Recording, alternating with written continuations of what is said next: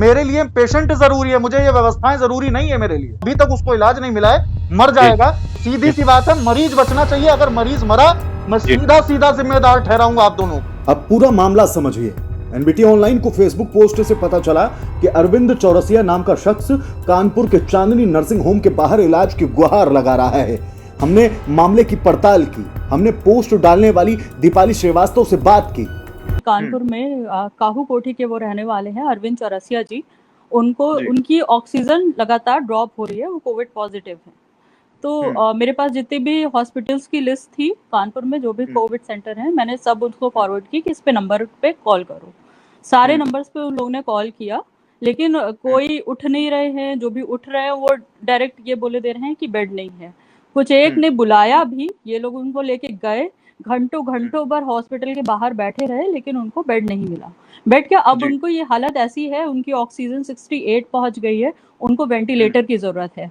चांदनी nursing home के बाहर ये कम से कम 6-7 घंटे पड़े रहे। सुबह से शाम तक का मेरे पास अपडेट था, 6-7 बजे तक का। तब तक वो चांदनी नर्सिंग होम के बाहर थे। अभी कुछ देर पहले मेरे कॉल पे बात हुई वहां पे उनके घर वालों से, तो पता चला कि थक हार के वो उनको घर ले आए हैं। मेरी खुद भी, मैंने ट्वीट भी किया, मैंने फेसबुक पे, आपने मेरी पोस्ट देखी है, उससे पहले मैंने ट्वीट किया था। तो मेरे पास कॉल 112 से एक मैसेज आया है कि डिस्ट्रिक्ट हेल्पलाइन नंबर पे आप कॉल करिए। तो मैंने खुद उस पे नंबर पे कॉल किया, तो वहां पे जिसने भी उठाया उन्होंने छूटते ही बोला कि मैम बेड नहीं मिलेगा। मैंने कहा बेड नहीं मिलेगा, इसका क्या मतलब है? पेशेंट की लगातार ऑक्सीजन ड्रॉप हो रही, तो क्या आप पेशेंट को मरने छोड़ देंगे? क्या मैम ये नहीं पता? हमने कहा क्यों, योगी जी का तो आदेश आया है कि कोई भी मरीज होगा तो अस्पताल वाले मना नहीं कर सकते कि उनको एडमिट नहीं करेंगे। तो कह रहे हैं कि मैडम आपने हेल्पलाइन नंबर पे कॉल किया है, योगी जी को कॉल नहीं किया। यहाँ की जो स्थिति है वो मैं बता रहा हूँ, जिले में इतने कोविड पेशेंट हो गए हैं कि बेड एकदम नहीं है। तो मतलब अब योगी जी को कॉल करना पड़ेगा तभी सुनवाई होगी, नहीं तो डिस्ट्रिक्ट हेल्पलाइन नंबर्स पे सुनवाई नहीं होनी है। हाँ हिमांशु, अभी हम सीएमओ को कॉल कर रहे हैं, सीएमओ साहब व्यस्त हैं, अभी फिर से कॉल करेंगे उन्हें और उनको ये दिक्कत बताएंगे कि किस तरह से व्यवस्था चल रही है। आप दावा कर रहे हैं कि यहाँ पर सब कुछ पुख्ता है, लेकिन हालत क्या है उनको अभी रूबरू भी कराते हैं। हिमांशु, मेरे यहाँ पे कई पत्रकार मित्र हैं जिनसे मेरी बात हुई और सबने एक ही बात कही कि यहाँ पे सिस्टम कोलैप्स हो चुका है, कहीं कुछ नहीं है, घर पे बैठ जाइए तो आप सुरक्षित हैं, और अगर कहीं कुछ हो गया तो आप भगवान भरोसे।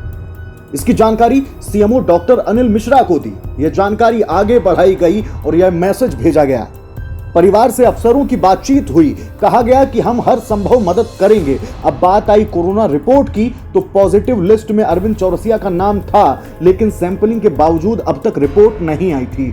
मरीज की हालत बिगड़ती जा रही है। डॉक्टर आरिस यादव ने क्या कहा, यह भी सुन लीजिए। बेड नहीं मिल रहा है, उनका SpO2 868 पहुंच चुका है। अच्छा, जो अभी जो आपका उस पर चल रहा था, फिर का नाम उस पर, हाँ जी, हाँ हाँ, चांदनी वाला, हाँ, सुबह से हमारे भाई बेड के लिए टहल रहे हैं, 2-3 हॉस्पिटल से उनको वापस कर दिया गया है। देखिए बेटा, हमारे पास 2, एक मेडिकल कॉलेज किसी वैकेंट है या फिर रामा वैकेंट है, बाकी सब जगह 23 में 0 वैकेंसी है। कौन सा medical college? Rama medical college को छोड़ के, और मेडिकल कॉलेज GSVM को छोड़ के बाकी सभी में 23 में 0 करके है आपकी वैकेंसी। हमारे पास बेड नहीं है। लेकिन मेडिकल कॉलेज रामा के लिए कोशिश ये करते हैं कि आप भर्ती हो जाए वहाँ। अच्छा, ठीक है सर। आप एम्बुलेंस भिजवा देंगे, कोई दिक्कत नहीं, आप परेशान न होइए। ठीक है, आप हमको डिटेल आप पूरा दे दीजिए, मोबाइल नंबर और उनका KN-ID वगैरह जो पॉजिटिव हो, उसकी एक KN-ID होती है, वो आप दिलवा दीजिए। एक्चुअली में ID भी नहीं आ पाई है, जो टेस्ट हुआ था उसका रिपोर्ट नहीं आया। उन्होंने एक हमें पूरा लिस्ट होता है वो भेज दिया है, बस रिपोर्ट अभी हमारे हाथ में आई ही नहीं है। लिस्ट है जो वो हम आपको भेज देंगे। हाँ, उसमें दिक्कत बस यही पे आती है। हम लोग प्रोटोकॉल के उसमें रखते हुए ये पॉजिटिव नहीं है, रिपोर्ट पॉजिटिव है या नेगेटिव है, वो हम लोग देख के डिसाइड करते हैं कि पॉजिटिव है तो हम कोविड हॉस्पिटल में, हम आपको भेज देंगे। लेकिन वो लिस्ट दी है, उसमें पॉजिटिव नाम है उसका। उसमें देखिए KNID होगी तो हम उसको चढ़ा के भेज देंगे, और नॉन कोविड होंगे तो जनरल हॉस्पिटल में ही भर्ती उनको ट्रीटमेंट लेना पड़ेगा। अच्छा, तो हम लोग कोविड में नहीं करवा सकते, क्योंकि कोविड में जाने का मतलब है कि नहीं वो कोविड होगा तो कोविड हो जाएगा। तो आप इसको भिजवाइए, हम पूरी आपकी सहानुभूति से विचार करेंगे और एडमिट कराएंगे। खैर, सुबह रिपोर्ट आई और फिर परिवार को उर्सुला अस्पताल से फोन गया कि हम एम्बुलेंस भेज रहे हैं, नारायणा में बेड अलॉट हुआ है। सुनिए परिवार से क्या कहा गया। प्रगति जी, आप लोग कितने बजे से खड़े हैं नारायणा के बाहर? सुबह से खड़े हैं। एक्चुअली मेरे पास सुबह फोन आया कि आपको वहाँ, हाँ, नहीं हमारे पास तो उर्सुला से आया था। ओके। कि हम एम्बुलेंस भेज रहे हैं आपके यहाँ पर और आपका वहाँ पे अलॉट हो गया है नारायणा। रात में बात हुई तो बोले हम सुबह तक आपका बेड करवा देंगे। अब सुबह ऐसे फोन आया तो हमें ये लगा कि बेड हो गया होगा। अब उन्होंने ये नहीं कहा कि खाली अलॉट हुआ है, बेड नहीं हुआ है। हम एम्बुलेंस भेज रहे हैं, हमने अपने पेशेंट को भेज दिया। अब वो पेशेंट वहाँ पे जाके आप समझिए कि उनका ऑक्सीजन लेवल 65-66 है। अच्छा। और ऑक्सीजन लगाने के बाद भी वो 75, 76, 78 ऐसे हो रहा है। अब इस क्रिटिकल कंडीशन में कितने बजे से खड़े हैं वो वहाँ पे? सुबह से आप समझिए 10-11 बजे से खड़े हैं। सुबह से फोन आया, एम्बुलेंस आई, हमने तुरंत भेजा और वो सुबह से खड़े हैं। बस यही हो रहा है कि हाँ अभी बेड खाली होता है तो मिलता है, हम आपका अरेंज करा रहे हैं। बेड खाली होता है तो मिलता है, थोड़ा वेट। चौरसिया है ना?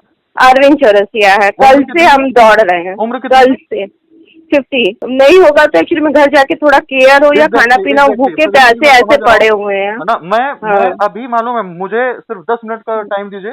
मैं इन दोनों लोगों से बात करता हूँ कि आप करा पा रहे हैं या नहीं करा पा रहे हैं। आप सीधा स्पष्ट बताओ। वही बात है ना, नहीं तो घर में जाके एटलीस्ट वही कैगट में एटलीस्ट जाके दवा तो दे। हम खाना पानी तो भूखे प्यासे, जो अटेंडेंट वो भी बीमार पड़ जाएगा तो कहाँ जाएंगे हम। जी प्रगति जी, मैं बात करता हूँ, मैं आपको बताता हूँ। मरीज सुबह से अस्पताल के बाहर पड़ा है, सांसें उखड़ती जा रही हैं, लेकिन अब तक बेड नहीं नसीब हुआ। हमने सीएमओ कार्यालय में बात की तो हमें नोडल अधिकारी का नंबर दिया गया। नंबर है 9454416406। अब इस नंबर पर तैनात नोडल अधिकारी ने क्या कहा, ये सुनिए। डॉक्टर अनिल मिश्रा से कहिए कि आप नारायणा में बोलिए जो है कि क्यों नहीं ले रहे हैं, जो है उनके जबान में है। ठीक है, अच्छा उसमें है। हाँ, अनिल मिश्रा से कहिए, सीएमओ हो आप, बोलो। अच्छा, आपको नोडल बनाया गया, आपकी जिम्मेदारी नहीं है?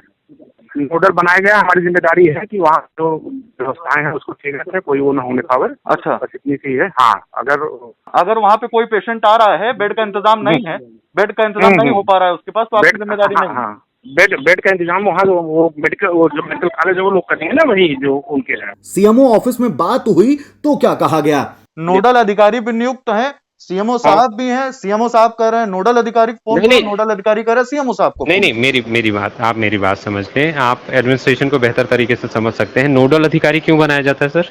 मुझे, मेरे लिए पेशेंट जरूरी है, मुझे ये व्यवस्थाएं जरूरी नहीं है मेरे लिए। मतलब लगातार उसकी हालत बिगड़ती जा रही है। वो बिना मतलब ये है कि सुबह भेज दिया गया कि नारायणा जाओ, अभी तक उसको इलाज नहीं मिला है, मर जाएगा। फिर आप लोग उम्मीद करते हैं कि व्यवस्थाओं के प्रति भरोसा रहे। कैसे भरोसा रहेगा भाई साहब? नहीं, मेरी बात समझिए। इसीलिए नोडल उनको बनाया गया है कि वहाँ की कम से कम एक अस्पताल की व्यवस्था। उनको हड़काइए ना, कह दीजिए आपको क्यों नोडल बनाया गया, आप हड़काइए भाई साहब। आपको अगर वो कह रहे हैं, उन्होंने तो कह दिया सीएमओ कॉल करिए आप जी, तो आप उनको हड़काइए, कह दीजिए कि क्या कर रहे हो भाई तुम यहाँ पे। जी, मैं बात कराता हूँ सर से आपकी। सर उनसे कह दीजिए कि सीधी सी बात है, मरीज बचना चाहिए। अगर मरीज मरा, मैं सीधा जिम्मेदार ठहराऊंगा आप दोनों को, सीएमओ भी और नोडल अधिकारी भी। सब फोड़ते रहिए ठीकरा एक दूसरे पर। अब अफसर खुद ही व्यवस्थाओं का रोना रो रहे हैं, कह रहे हैं कि हम तो काम कर रहे हैं लेकिन फलाना सपोर्ट नहीं कर रहा। जिम्मेदारी एक दूसरे की ओर खिसकाई जा रही है। अब सोचिए कि इन अफसरों के साथ हम व्यवस्था की उम्मीद करते हैं। ये वो काबिल लोग हैं जो जिम्मेदार होने का स्वांग करते हैं। मरीज की बजाय सारी बातें हो रही हैं, इलाज के बजाय सारे बहाने दिखाए जा रहे हैं। आप फेल हो रहे हैं अपने कर्तव्य में। यह तस्वीर बहुत दूर तक जाएगी। बाकी मरीज को इलाज नहीं मिला, मजबूरी में वह घर जा रहा है।